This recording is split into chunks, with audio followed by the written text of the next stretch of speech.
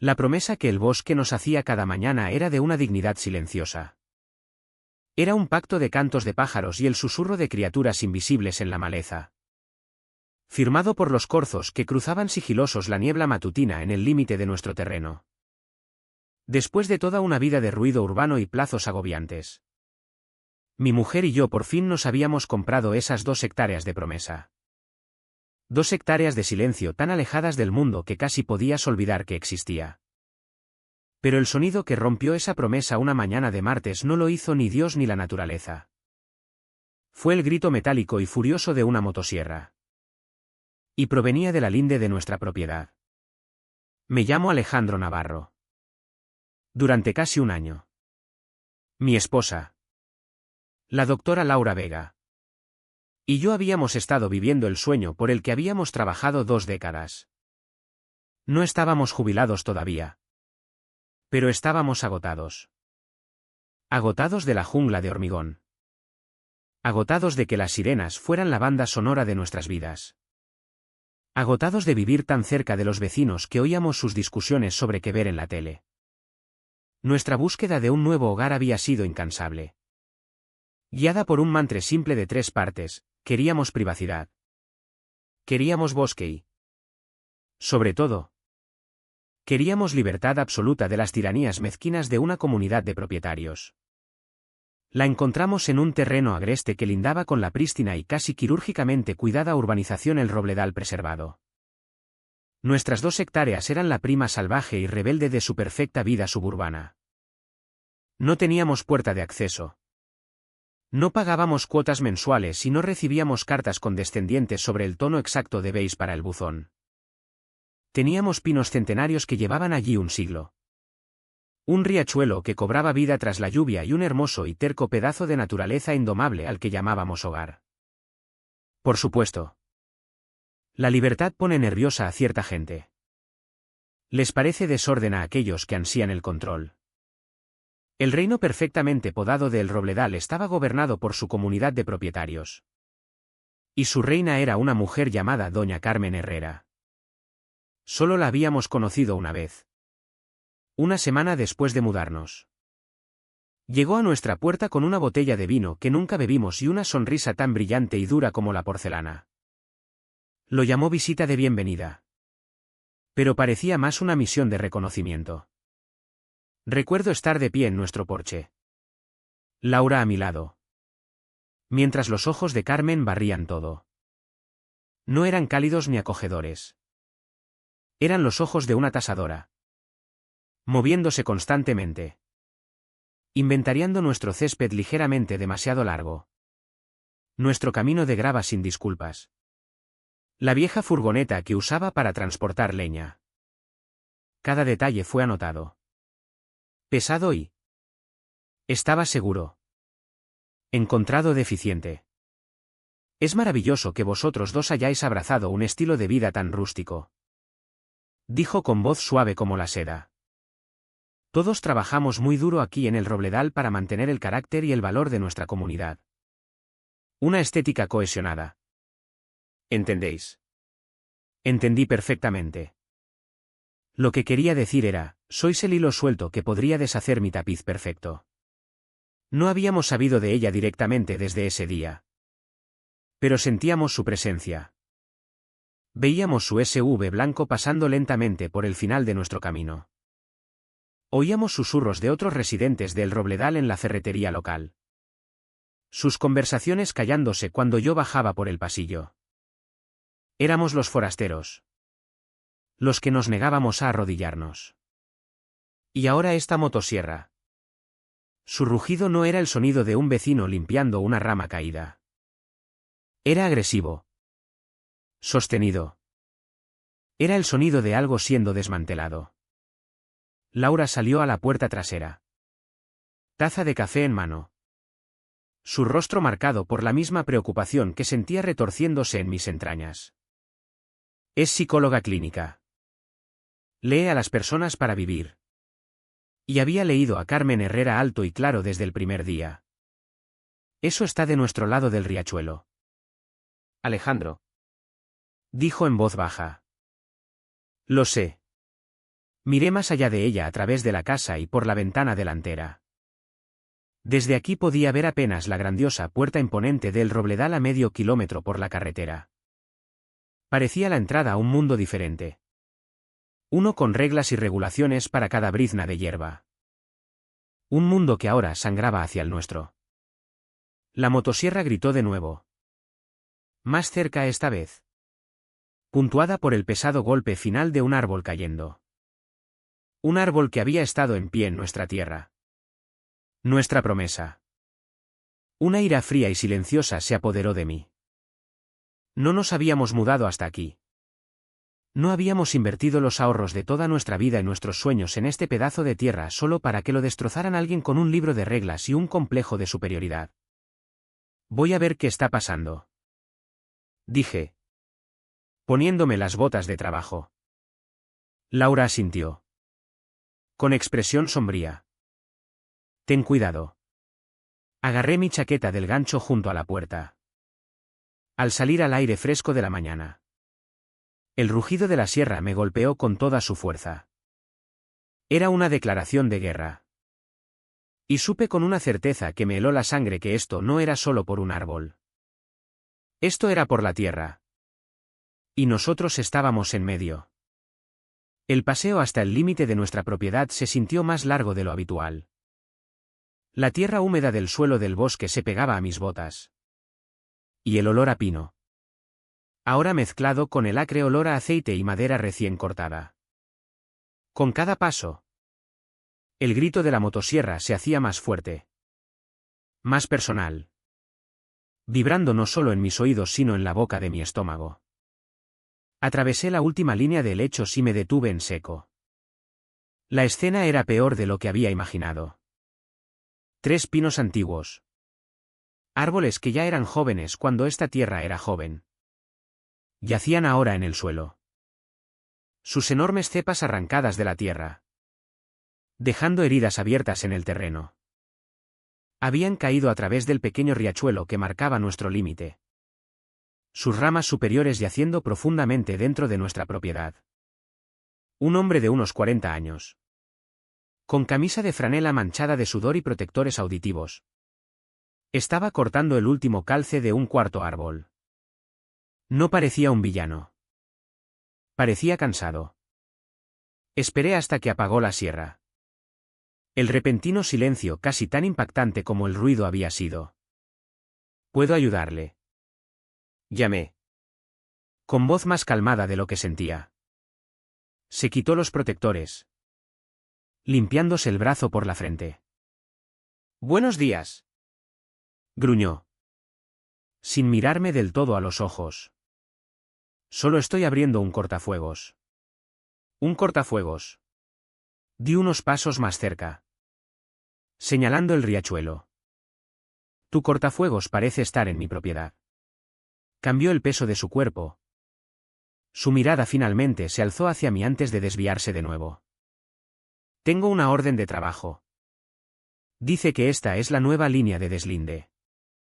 Propiedad de la urbanización El Robledal Preservado. Ahí estaba. La mentira envuelta en el fino velo de la legalidad. Llevo viviendo aquí 1 año. Dije. Manteniendo el tono uniforme. Tengo mi escritura y mi mapa de deslinde. El riachuelo es la línea. Siempre lo ha sido. Se encogió de hombros. Un gesto de fingida impotencia que no me creí ni por un segundo. Mira. Tío. Yo solo hago el trabajo. Doña Carmen me dio la orden personalmente. Dijo que todo estaba archivado y aprobado. Carmen Herrera. Por supuesto. Ella no empuñaría el hacha ella misma. Pero estaba más que feliz de contratar al hombre para hacerlo. Saqué mi teléfono. ¿Qué haces? Preguntó. Con un destello de genuino nerviosismo en los ojos. Documentando. Dije. Pasando la cámara lentamente por los árboles caídos. La tierra mutilada y finalmente posándola en él. Documentando la destrucción de propiedad privada. ¿Cómo te llamas? Levantó una mano. Oye. Mira. No hace falta todo eso. No quiero problemas. Entonces deberías dejar de talar mis árboles y salir de mi tierra. Respondí. Miró hacia los cuidados céspedes del robledal como buscando orientación. Estaba atrapado en un juego que claramente no quería jugar. Vale. Dijo soltando un largo suspiro. Vale. He terminado por hoy. Pero volverán. Doña Carmen consigue lo que quiere. Recogió su equipo y se marchó, dejando atrás un paisaje marcado y un silencio inquietante. Volví a la casa. Las imágenes de mi teléfono ardían en mi mente. Se llama Miguel Santos, dijo Laura media hora después. Estaba sentada en nuestra mesa de la cocina. Su portátil abierto. Tiene una empresa local de jardinería y eliminación de árboles. Hipoteca. 2 hijos en el instituto. Y tiene el contrato exclusivo para todo el mantenimiento de El Robledal. Así que ella lo tiene en sus manos. Dije. No era una pregunta. Tiene influencia sobre él. Corrigió Laura en su preciso modo clínico. Lo está presionando. Por eso parecía tan incómodo. No estaba enfadado. Alejandro. Estaba atrapado. Nos sentamos en silencio un momento. La gravedad de la situación asentándose. Esto no era una simple disputa con un vecino. Era un asalto estratégico calculado por una mujer que manejaba el poder como un arma. Llamaré a Javier. Dije finalmente. Javier Morales había sido mi compañero de piso en la universidad. Un chico de beca con una mente como una trampa de acero. Mientras yo estudiaba literatura. Él devoraba derecho. Alimentado por café barato y una creencia inquebrantable en las reglas. Ahora era socio en un importante despacho de abogados de la ciudad. Especializado en bienes raíces y disputas de propiedad. Cadenas. Dijo después de que le expliqué la situación. Su voz era afilada. Cortando el ruido de la línea. Eso es un movimiento audaz. Alejandro. Eso no es una carta. Es una provocación física. Envíame tu escritura y el mapa de deslinde original. Investigaré esta supuesta urbanización El Robledal. Quiero ver con quién estás tratando realmente. Un día después. Javier llamó de vuelta. Su tono había cambiado. La confianza profesional seguía ahí. Pero bordeada de algo más. Algo que sonaba a incredulidad. Alejandro. Esto no es una comunidad de propietarios normal. Comenzó. ¿Qué quieres decir? Las comunidades normales son asociaciones sin ánimo de lucro constituidas por los residentes. Son desordenadas. Burocráticas. Pero locales. ¿Esta? Esta es diferente. La comunidad del Robledal preservado está completamente controlada por una sociedad matriz. Una SL registrada en Madrid llamada Vega Inmobiliaria. Vega. El apellido de soltera de Laura. Tuvo que ser una coincidencia. Tuvo que serlo. La SL tiene una única administradora. Continuó Javier. Con voz sombría. Carmen Herrera. Parece que ha estado usando esta estructura corporativa para comprar sistemáticamente docenas de parcelas sin urbanizar que lindan con la urbanización durante los últimos 5 años. Todas a través de diferentes sociedades pantalla. Está construyendo un imperio. Y tus 2 hectáreas están justo en medio de sus planes de expansión. Me apoyé contra la encimera de la cocina. La cabeza me daba vueltas. Esto no era sobre estética. Esto no era sobre una vecina conflictiva. Esto era un acaparamiento corporativo de tierras orquestado por una mujer que escondía su ambición depredadora tras la máscara amistosa de una comunidad. La motosierra no era un acto aleatorio de agresión. Era el primer movimiento de un asedio. Javier. ¿Qué hacemos? Primero, pon carteles de propiedad privada prohibido el paso, por todas partes. Segundo, envía una carta certificada tanto a Santos como a Herrera exigiendo que cesen y desistan. Yo la redactaré. Tercero, cuida tu espalda. Esta gente no son aficionados. Mientras colgaba el teléfono, con la mente acelerada, vi un nuevo vehículo al final de nuestro camino. Era una furgoneta blanca de una empresa profesional de topografía. 2 hombres bajaron. Descargaron su equipo y comenzaron a clavar una estaca de madera en el suelo. No estaba cerca del riachuelo. Estaba a 30 metros dentro de nuestra línea de propiedad. Justo donde empezaba nuestro prado de flores silvestres. La motosierra había sido una declaración ruidosa. Esto era una invasión silenciosa. Y acababa de comenzar. Caminé por el camino de grava. Mis botas crujiendo con un propósito que no sentía. Los 2 hombres levantaron la vista cuando me acerqué. No eran como Miguel Santos. No había mirada atrapada en sus ojos. Ni disculpa en su postura. Eran profesionales contratados para hacer un trabajo. Y mi pedazo de tierra era solo otro elemento en su orden de trabajo. Buenos días, dijo el mayor, asintiendo secamente. Solo estamos colocando los nuevos marcadores de límite. Estáis en mi propiedad, dije, con voz plana. Sacó un papel doblado de su chaleco. Tenemos una orden de trabajo aquí de Vega Inmobiliaria S.L. Todo firmado y oficial. Muestra la nueva línea a 30 metros al norte del riachuelo. Vega Inmobiliaria. El nombre que Javier había mencionado minutos antes resonó en mi cabeza. Era un fantasma corporativo registrado en la capital. Y aquí estaban sus soldados clavando estacas en mi tierra. Esta orden de trabajo se basa en un deslinde fraudulento, afirmé. Os digo como propietario legal de esta tierra que paréis lo que estáis haciendo y os vayáis. El hombre simplemente volvió a doblar el papel y lo guardó. Señor. Nuestro trabajo es solo colocar los marcadores según las instrucciones. Cualquier disputa la tiene con la entidad que nos contrató. Tendrá que tratarlo con ellos. Se dio la vuelta y cogió su mazo. El golpe contra la siguiente estaca sonando como el martillo de un juez.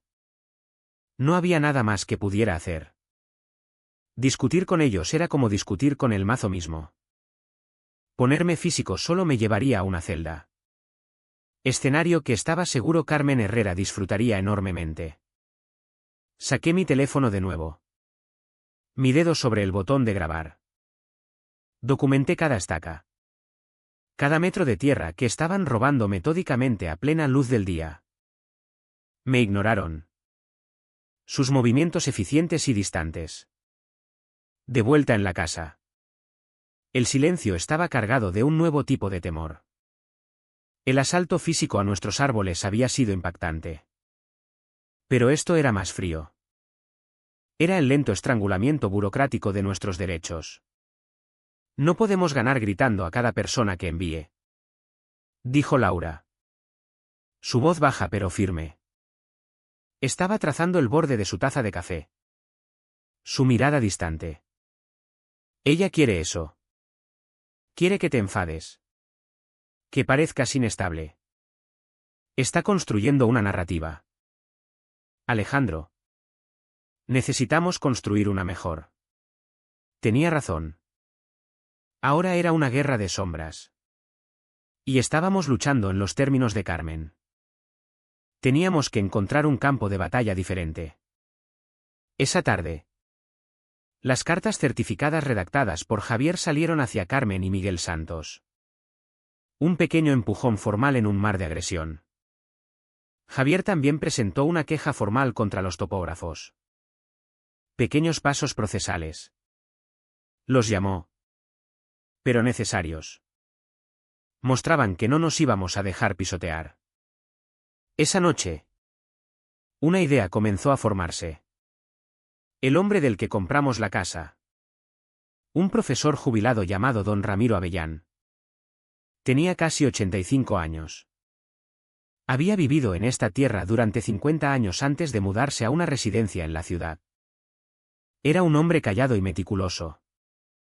Cuando nos vendió la casa, había dejado más que las llaves. ¿El desván? Le dije a Laura. ¿Recuerdas ese viejo baúl que nos dijo que nos quedáramos? El de sus materiales de enseñanza. Sus ojos se iluminaron con un chispazo de esperanza. Dijo que eran solo papeles viejos. Quizás para él. Pero había vivido el nacimiento de El Robledal. Lo habría visto todo. A la mañana siguiente estábamos en el polvoriento y estrecho desván. Una sola bombilla desnuda proyectando largas sombras a nuestro alrededor. Encontramos el viejo baúl escondido bajo el alero. Olía a cedro y tomillo. Lo abrimos y... debajo de una capa de libros de texto amarillentos. Lo encontramos. El arsenal de Don Ramiro. Era una colección meticulosamente organizada de documentos que abarcaban 40 años. Carpetas llenas de viejos recibos de impuestos de propiedad. Mapas dibujados a mano y copias de todas las cartas que había escrito al Ayuntamiento de Planificación. Lo bajamos todo, extendiéndolo por nuestra mesa del comedor y comenzamos a excavar. Como si fuera una señal. La siguiente fase del asalto de Carmen llegó. Un mensajero en moto rugió por nuestro camino, entregándome un grueso e inquietante sobre. Era una citación judicial. Vega Inmobiliaria S.L. había presentado una demanda para declarar nuevos linderos contra nosotros en el juzgado del partido. Una maniobra legal para que un juez declarara su deslinde fraudulento como la línea verdadera. La vista estaba programada en 2 semanas. El reloj había empezado a correr. Durante las siguientes noches, nuestra vida se redujo a las dimensiones de nuestra mesa del comedor. Bebíamos tazas interminables de café, revisando papeles frágiles bajo el cálido resplandor de una lámpara. Mientras el bosque fuera permanecía oscuro y silencioso. Buscábamos una grieta en la armadura de Carmen. Un error. Una debilidad. Descubrimos que su padre, Ricardo Herrera, había sido el promotor original de El Robledal a finales de los 70. Las notas de Avellán lo describían como un hombre con apetito por la tierra y desprecio por los límites. La disputa había empezado pronto. Encontramos copias de cartas que Avellán había escrito quejándose de las cuadrillas de construcción de Herrera desviando agua del riachuelo causando erosión en su propiedad. El ayuntamiento incluso entonces parecía ponerse del lado del promotor rico. Entonces mencioné el nombre de la SL de Carmen a Javier en una de nuestras llamadas nocturnas. Vega Inmobiliaria. ¿Por qué ese nombre? ¿Javier? Es el apellido de soltera de Laura. Se siente personal. Javier guardó silencio un momento. Es porque es personal. Alejandro. Pero no de la forma que piensas. Esto es una táctica. Se llama anclaje psicológico. Carmen Herrera es una operadora sofisticada. Sabe el apellido de tu mujer. Registró la SL con ese nombre específicamente para esta pelea. Está diseñado para que parezca el destino. Para hacerte sentir atrapado en algo más grande que tú. Quiere meterse en vuestras cabezas. Poneros emocionales. La gente emocional comete errores. Un escalofrío recorrió mi espalda. La crueldad de aquello. La precisión fría y calculada era asombrosa. Carmen no solo intentaba quitarnos la tierra. Intentaba desmantelar nuestra paz mental. Pieza a pieza. En la quinta noche de nuestra búsqueda. Cuando nuestros ojos estaban arenosos por el agotamiento. Laura lo encontró. Metido en el bolsillo trasero de uno de los viejos diarios de Avellán había un pequeño mapa doblado dibujado a mano en papel de calco frágil. Era un boceto tosco de estas 2 hectáreas. La casa. El riachuelo. El camino. Todo estaba ahí. Más o menos en el lugar correcto. Pero en el borde norte de la propiedad. Profundo en el bosque. Cerca del bosque más antiguo de pinos. Había una pequeña X dibujada a mano. Junto a ella, en la escritura arácnida y desvaída de Avellán, había 3 palabras: la raíz amarga. Miramos el mapa. No estaba en ningún deslinde oficial, viejo o nuevo. Era un secreto conocido solo por el hombre que había caminado esta tierra durante medio siglo. La raíz amarga, susurró Laura, trazando la 10ª con el dedo. ¿Qué significa? No tenía ni idea. ¿Era una planta? ¿Un punto de referencia? ¿Un nombre en clave para algo que había escondido? El nombre sonaba bíblico, como una advertencia. Esto era.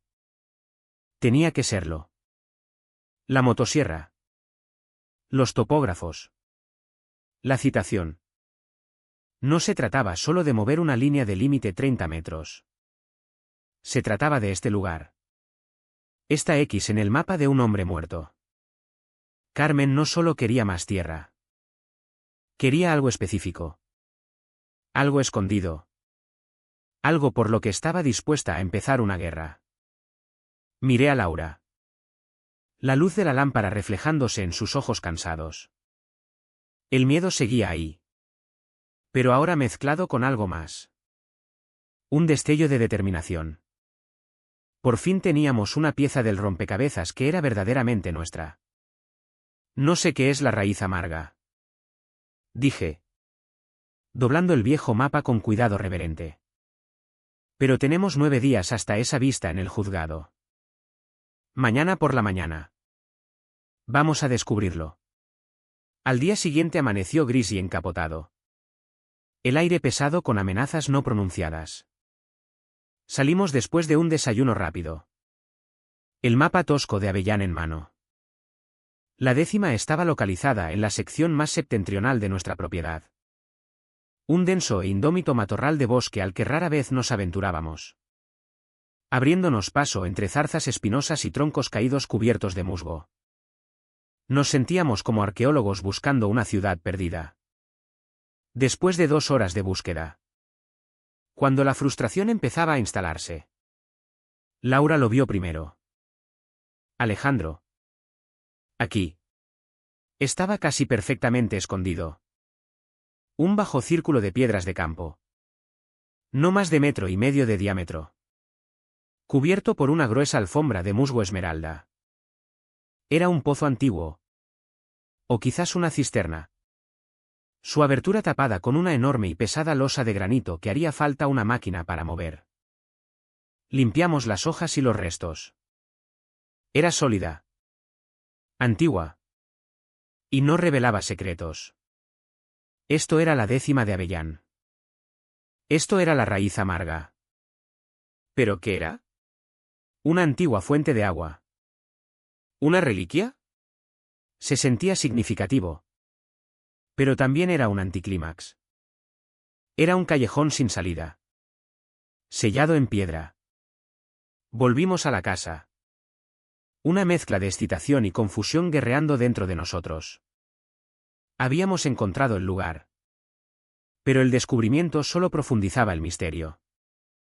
¿Qué tenía de importante un pozo sellado para que Carmen Herrera estuviera dispuesta a destrozar nuestras vidas para llegar a él? No tuvimos que esperar mucho para su siguiente movimiento. Clavado en nuestra puerta principal había otro sobre de aspecto oficial. Este no era de sus abogados. Era del Departamento de Medio Ambiente del Principado. Mi sangre se heló mientras lo leía. Un ciudadano anónimo preocupado había presentado una queja formal. Alegaba que un sistema séptico no registrado y potencialmente peligroso. Nuestro pozo. Estaba ubicado en nuestra propiedad y suponía un riesgo significativo de contaminación de la cuenca. La misma que alimentaba las casas de lujo del Robledal preservado. El aviso nos informaba que estábamos legalmente obligados a permitir a un inspector certificado del Principado entrar en nuestra propiedad para una evaluación completa. También indicaba que si se encontraban violaciones, estaríamos sujetos a multas diarias y responsables del coste completo y paralizante de la remediación ambiental. Sentí que el suelo desaparecía bajo mis pies. Era brillante. Era un movimiento de jaque mate puro. Con una sola llamada anónima, Carmen había sorteado toda la disputa de propiedad. Había weaponizado el medio ambiente contra nosotros. Ahora tenía un pretexto legal para entrar en nuestra tierra. Inspeccionar el pozo. Hacer lo que quisiera. Todo bajo la benévola apariencia de proteger la comunidad. El lazo no solo se apretaba. Ahora nos cortaba el aire. A la mañana siguiente, la furgoneta de Miguel Santos retumbó por nuestro camino. Mi primer instinto fue ordenarle que se fuera de la propiedad. Pero la carta del Principado era clara. Estábamos obligados a conceder acceso. Bajó de la furgoneta, evitando mis ojos, y comenzó a descargar equipo. Kits de análisis de suelo. Bolsas de plástico. Palas pequeñas. Carmen te envió a hacer su trabajo sucio otra vez. Miguel. Pregunté. Con voz dura. Se estremeció. ¿Ella? Dijo que el Principado necesitaba una evaluación preliminar del suelo. Murmuró. Mi contrato me obliga a cooperar. Laura salió al porche. No lo miró con enfado, sino con una especie de triste piedad clínica. Miguel. Dijo con voz suave. Ella va a arruinarte junto con nosotros. Lo sabes. ¿Verdad? Levantó la vista y, por primera vez, vi todo el peso de la presión bajo la que estaba. El hombre estaba siendo aplastado. Solo intentaba mantener su negocio a flote. Alimentar a su familia. Y se había enredado con una depredadora. Pasó la siguiente hora trabajando alrededor del viejo pozo, tomando muestras de suelo metódicamente. Sus movimientos pesados por la culpa que no podía ocultar. Lo observé desde la distancia. Un centinela silencioso, asegurándome de que no intentara nada. Cuando terminó, Laura salió con un vaso de agua fría. Toma. Dijo simplemente. Lo cogió, con la mano temblando ligeramente. Lo bebió en 3 largos tragos. Miró de Laura a mí. Su rostro una máscara de conflicto. Parecía librar una guerra consigo mismo allí en nuestro bosque. Escuchad. Dijo finalmente. Con voz baja y apresurada susurrante. Dio un nervioso paso más cerca. Sus ojos mirando hacia la carretera. No debería estar contándoos esto. Dios. Me arruinará. Cuéntanos qué. Miguel. Urgió Laura. Voz suave. No es por el agua. Dijo sacudiendo la cabeza. A ella no le importa una mierda el agua. Todo es mentira. Se inclinó. Su voz apenas audible sobre el susurro de las hojas. No paraba de preguntarme por el viejo colector de tormentas. El grande que su padre construyó en los 70 para el drenaje cuando hizo la primera fase de casas. Se supone que está sellado. Pero ella cree que conecta con este pozo. Necesita entrar ahí. De eso va todo esto. Y así. Todo encajó en su lugar. El pozo no era el secreto. El pozo era la puerta. Una puerta a un túnel oculto que pasaba justo bajo nuestra propiedad. Una pieza de infraestructura de hace medio siglo que Carmen necesitaba desesperadamente acceder. ¿Por qué? Pregunté. ¿Qué hay en el colector? Miguel sacudió la cabeza. Su rostro pálido de miedo. No lo sé. Lo juro que no. Pero sea lo que sea. Le aterra. Eso es todo lo que sé. Devolvió el vaso vacío a Laura. Tengo que irme. Nunca estuve aquí. Solo hablamos del suelo. ¿Entendéis? Entendemos. Dijo Laura. Gracias. Miguel. Asintió. Un hombre liberándose de un gran peso y prácticamente corrió a su furgoneta. Lo vimos alejarse. El polvo levantándose detrás. Dejándonos con una pieza del rompecabezas más peligrosa de lo que habíamos imaginado. Ahora conocíamos su objetivo. Pero todavía no sabíamos por qué. Mientras estábamos allí junto al viejo pozo de piedra, el aire de repente se enfrió. El viento se levantó, haciendo crujir las ramas de los pinos sobre nosotros. Mi teléfono vibró en mi bolsillo. No era una llamada de Javier. Era una alerta meteorológica grave del servicio de emergencias. Un sistema de tormentas. Inusualmente violento. Se dirigía hacia las montañas. Preveían vientos fuertes. Lluvia torrencial e inundaciones repentinas. El tipo de tormenta que convierte la única carretera de montaña en un imposible río de barro. El tipo de tormenta que te aísla completamente. Miré a Laura y vi el mismo pensamiento reflejado en sus ojos. Una orden judicial no importaría si la Guardia Civil no podía subir la montaña. Los testigos no importarían si nadie podía entrar o salir. La tormenta era una amenaza. Pero para Carmen, era una oportunidad. Una cobertura natural perfecta para un movimiento final decisivo. Teníamos menos de 24 horas para averiguar cómo entrar en ese pozo y descubrir un secreto de 50 años. Y el cielo mismo estaba a punto de ir a la guerra. No había tiempo para pensar. Solo para actuar. El viento ya se estaba levantando. Un gemido bajo que prometía un futuro grito. Corrimos de vuelta al garaje. Si el pozo era la puerta, necesitábamos encontrar una forma de abrirla. La losa de granito que la mantenía cerrada debía pesar media tonelada. Una lápida sellando lo que fuera que yaciera debajo. Nunca la levantaremos, dije. La primera ola de desesperación me invadió. No tenemos que levantarla, respondió Laura. Su mente ya trabajando. Analítica y calmada ante el caos. Solo tenemos que moverla. ¿Palanca? Alejandro. Tenía razón. Agarramos la palanca más pesada que tenía. Un largo hierro. Y el gato hidráulico de la parte de atrás de mi furgoneta. Encontramos varios bloques gruesos de leña para usar como fulcros.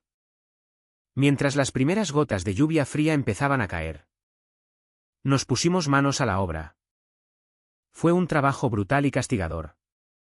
La palanca apenas encontraba agarre en la estrecha grieta entre la tapa de piedra y el borde del pozo. Nos esforzamos. Nuestros músculos gritando. Y la losa se movió menos de 1 centímetro. Reposicionamos el gato. Sus dientes metálicos mordiendo la piedra. Bombeé la manivela. La hidráulica protestando con gemidos. Lentamente. Agonizantemente. Un lado de la enorme piedra comenzó a levantarse lo justo. Metimos los bloques de madera debajo. Reiniciamos el gato y lo hicimos de nuevo. Centímetro a centímetro. Luchando por cada fracción. Deslizamos la tapa hacia un lado. La piedra rechinando contra piedra. Después de lo que pareció una eternidad, habíamos creado una abertura lo bastante ancha para que una persona se colara. Miré hacia abajo en la negrura. El aire que subía era frío y mohoso. Espeso con olor a tierra húmeda y un siglo de decadencia. Yo bajo, dije, agarrando una potente linterna y un rollo de cuerda gruesa del garaje. No, Alejandro. No es seguro, protestó Laura. Con la mano en mi brazo. Es menos seguro esperar a que ella aparezca. Contraataque. Tú quédate aquí arriba. Eres mis ojos y oídos. Si ves algo. ¿Un coche? ¿Una luz? Gritas. Entendido. Asintió. Su mandíbula apretada con una determinación que igualaba la mía. Atamos la cuerda firmemente alrededor de la base de un pino masivo. Y yo pasé el otro extremo alrededor de mi pecho. Con la linterna en mano. Pasé las piernas por el borde y comencé a bajarme a la tierra. El mundo de arriba desapareció. El viento creciente. El repiqueteo de la lluvia. El rostro ansioso de Laura. Todo se desvaneció. Reemplazado por una oscuridad opresiva y silenciosa. Las paredes de piedra del pozo estaban resbaladizas por la humedad. Y cosas invisibles huían de mi luz. Era claustrofóbico. El aire haciéndose más frío y más fino con cada metro que descendía. Mi única conexión con el mundo era la cuerda en mis manos y el débil círculo de luz gris muy arriba. Después de unos 6 metros. Mis botas tocaron suelo sólido. Estaba en una pequeña cámara circular. Barrí el haz de la linterna y allí. Tal como había dicho Miguel Santos. Había una oscura abertura cuadrada en la pared de piedra. La entrada al viejo colector de tormentas. Era un agujero negro bostezante. Prometiendo nada más que oscuridad. Justo cuando di un paso hacia ella. Lo oí. Un débil grito desde arriba. Distorsionado y arrebatado por el viento. Alejandro. Faros. Mi corazón martilleó contra mis costillas. Están aquí. Miré hacia arriba. Viendo el círculo de cielo ahora cortado por los haces barridos de un vehículo. La lluvia caía más fuerte ahora. Un ritmo constante y fuerte.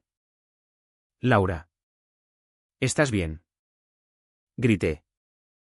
Mi voz tragada por el pozo. Están saliendo del coche. 2 de ellos con Carmen. Estaba atrapado. Podía intentar trepar de vuelta para ayudarla. ¿Pero qué podía hacer contra 2 hombres? O podía avanzar hacia el túnel y rezar por encontrar lo que buscaba antes de que llegaran a nosotros. Era una elección horrible. Pero era la única que tenía. Tenía que confiar en ella. Tenía que terminar esto. Voy a entrar. Grité hacia arriba. Solo reténlos. Me agaché en el colector. Mi mundo reduciéndose al estrecho haz de mi linterna. Era un tubo de hormigón. Quizás de 1,20 m de diámetro. Forzándome a agacharme. El aire estaba estancado y olía a óxido y hormigón húmedo. Por encima de mí. Podía oír los sonidos amortiguados de la tormenta y... aterrorizadoramente. El golpe de pasos en el suelo arriba. Avancé. Medio corriendo, medio agachado a través de la oscuridad opresiva. Después de unos 45 metros. El túnel terminaba abruptamente en una pared de ladrillo. Era más nueva que el resto del colector. El mortero todavía relativamente limpio. Un callejón sin salida. Mi corazón se hundió. ¿Era esto? ¿Me había equivocado? Entonces mi luz captó algo. Una sección de la mampostería parecía diferente. Ligeramente hundida. Empujé y un cuadrado de ladrillos pivotó hacia adentro sobre una bisagra oculta. Abriéndose a otra pequeña cámara. El olor me golpeó primero. El aroma mohoso y decadente de cuero viejo. Mi luz los encontró inmediatamente, 2 grandes maletines antiguos de estilo antiguo sentados en un bajo estante de piedra cubiertos por medio siglo de mugre. Su cuero estaba agrietado y manchado de moho. Las cerraduras de latón verdes por la corrosión. Con manos temblorosas. Forcé uno a abrirse. Las bisagras chillando en protesta. Dentro.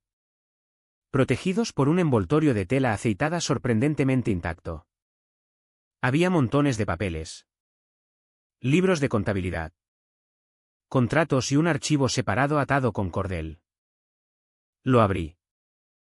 Era una serie de estudios geológicos y documentos legales relacionados con la muerte del socio original de negocios de Ricardo Herrera. Un hombre cuya muerte en un accidente durante las obras había permitido a Herrera asumir el control total de sus activos compartidos. Los documentos sugerían que el accidente no había sido un accidente en absoluto. Esto era la raíz amarga. La fuente de todo el veneno. Un crimen enterrado en la tierra. Un fuerte golpe desde arriba me devolvió a la realidad.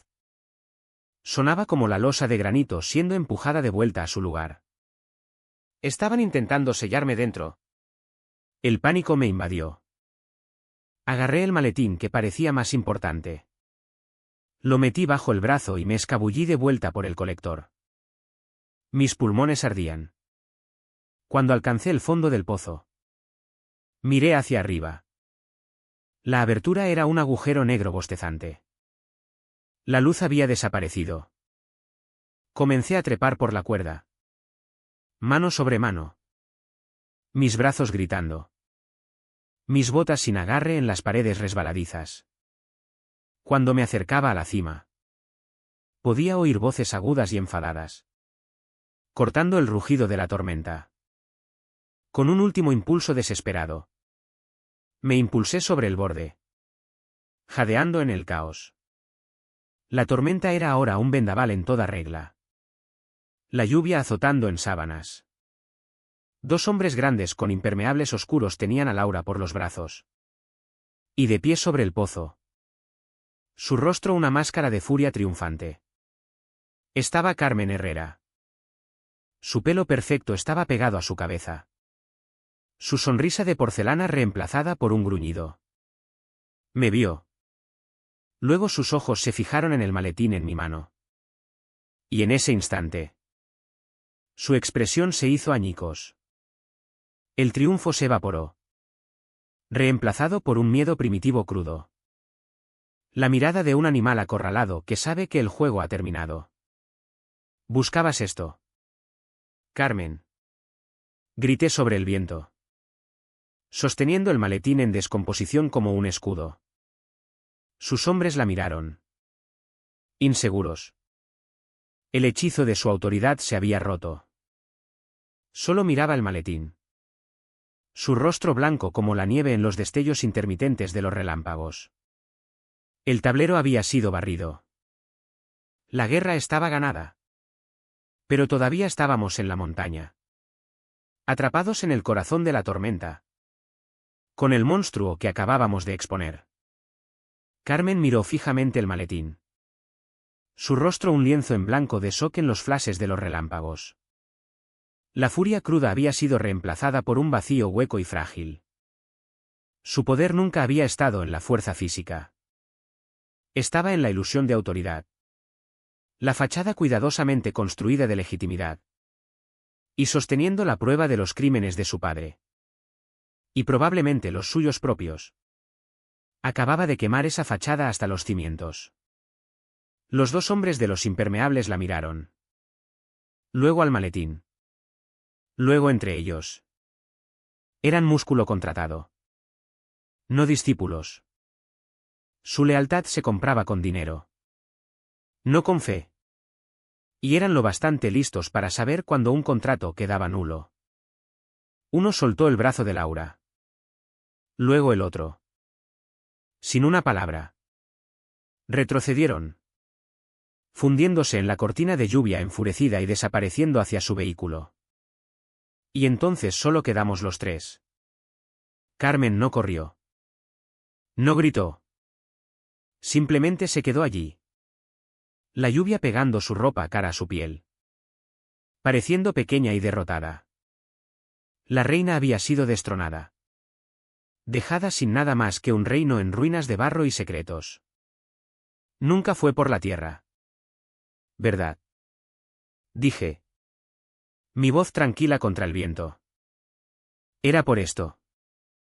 Por lo que mi predecesor, don Ramiro, sabía que tenías enterrado.